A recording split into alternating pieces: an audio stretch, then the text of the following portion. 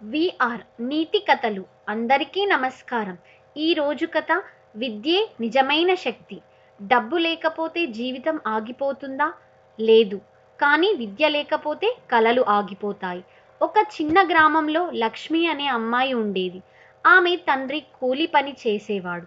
పుస్తకాలు కొనడానికి కూడా డబ్బు లేకపోయినా ఆమెకు చదువు మీద అపారమైన ఆసక్తి. ఆమె వీధి లైటు కింద కూర్చొని చదివేది. చలికాలం, వానాకాలం ఏది వచ్చినా చదువును ఆపలేదు. ఎందుకంటే ఆమెకు తెలుసు, విద్యే తన భవిష్యత్తు మారుస్తుంది అని. ఆమె కష్టాన్ని చూసిన గురువు ఉచితంగా మార్గదర్శనం ఇచ్చాడు. లక్ష్మి క్రమంగా టాపర్ అయింది. చివరకు స్కాలర్షిప్ సంపాదించింది.